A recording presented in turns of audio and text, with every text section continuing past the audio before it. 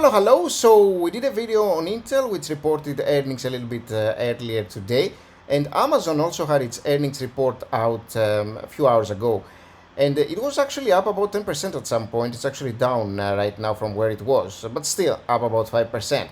So what happened here? Let's take a look. Amazon shares jump as cloud advertising units drive revenue beat. And Amazon shares jumped in extended trading after the retailer reported first quarter revenue that topped analysts' estimates. So it looks like they're doing better than what the analysts were expecting. And advertising and cloud computing businesses both surpassed expectations. Awesome to hear, of course, if you are an Amazon investor or a would-be one, of course, helping pretty much the company drive the revenue beat for the quarter. So what happened?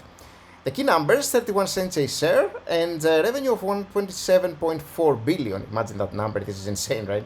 Versus 124.5. That's a pretty nice beat over here of about $3 billion.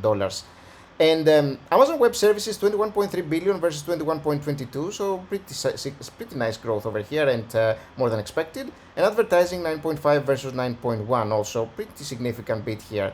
And for the second quarter, Amazon said revenue, this is the guidance, what we expect for the second quarter, which is very important with investors, of course. Said revenue will be 127 billion to 133, and analysts had called for sales of 129.8. So this is exactly where you would like it to be, if not a little bit better, because the upper number is actually higher than what is being given here by analysts. So it's about mid-range, but it looks pretty fair. Now, advertising business continues to deliver robust growth, and largely due to our ongoing machine learning investments. Remember, this AI thing keeps going places and keeps delivering value to investors, or at least perceived value, that is. And they said that while AWS continues to navigate more cautious spending from cloud customers, he believes that there is much growth ahead. And this is an era where investors actually really like to hear about cautious spending. As you can understand, companies who have been talking about cautiously spending, companies who have been laying off employees and are cutting down on their costs, they're getting some nice treatment from the Wall Street these days. So this is pretty important right now. So Amazon is laying off 27,000 employees. That's a lot.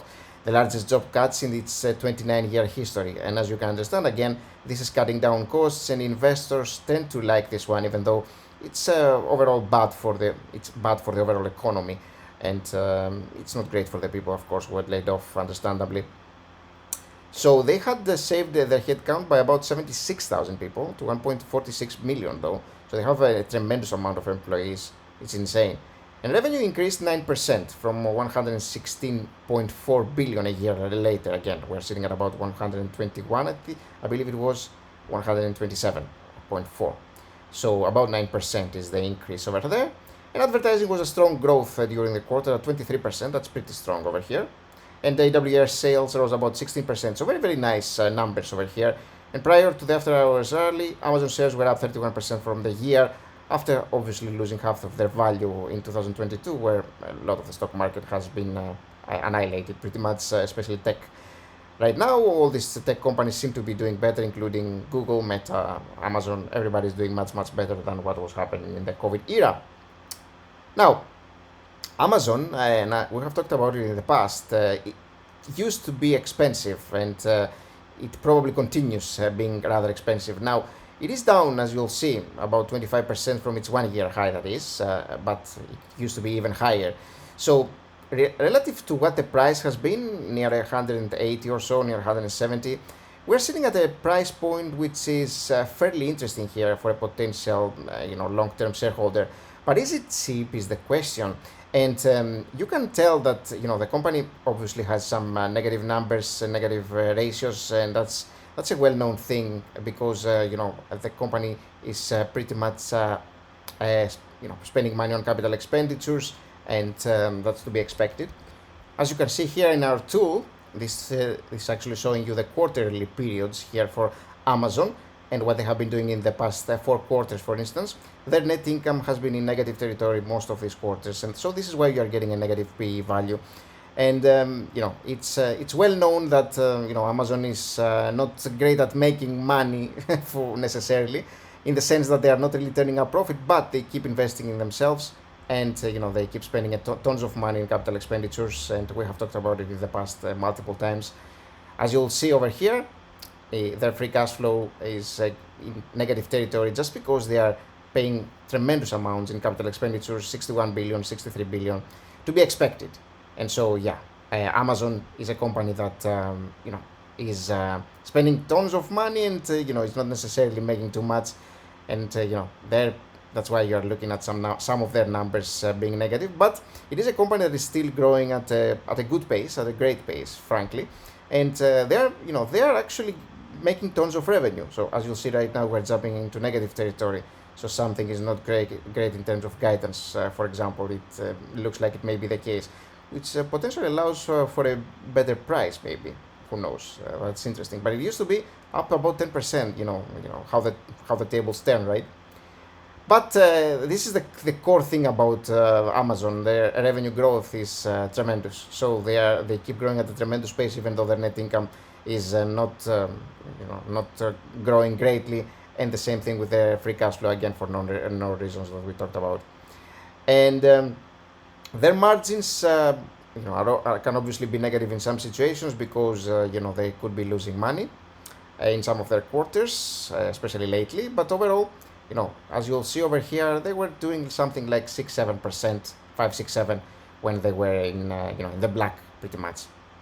Now I'm gonna take a little bit of a quick evaluation here and just see what is going on with our discounted cash flow model.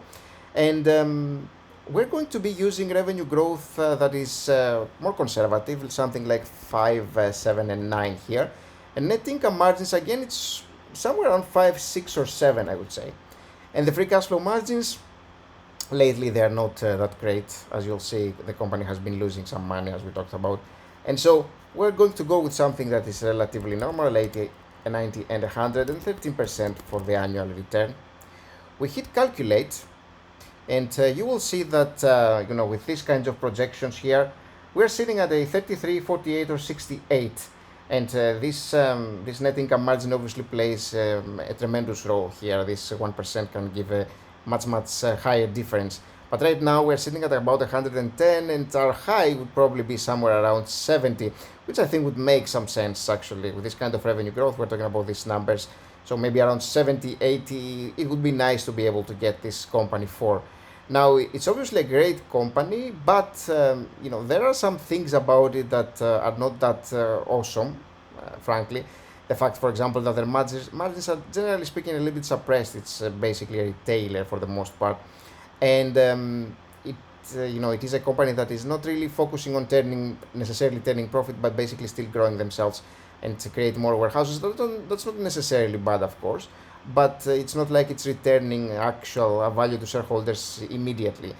Now, again, this is not necessarily a bad thing as long as the company grows. And obviously, Amazon is a pretty huge company. It has fallen off a lot. The stock price has gone down quite significantly. So it may be an interesting case, just to buy at a price that you haven't seen for a long time. Like if you take a look at the previous years, it used to be much higher. So, this becomes a little bit more interesting. So it is a company that I would definitely like to potentially buy at some point, but I don't know, this value here, this kind of price here, may be a little bit more expensive than I would like. Although again, for the long run, and especially if you are looking to buy not a huge amount, it may be an interesting case even here. Again, it's a bit risky, but it is a company that I think will continue to be growing through the years, and it becomes sort of like a monopoly, frankly. It's a huge player in the US and the world, pretty much. So yeah, I do like the company. I would love to be able to get it at an even better price if possible. But if you are looking to nibble a little bit and pay a little bit more to get some huge company of this sort, it may be worthwhile. Of course, it's on you. But thank you for watching. This is what happened with their earnings. Not bad at all. And I'll see you in the next one. Bye bye.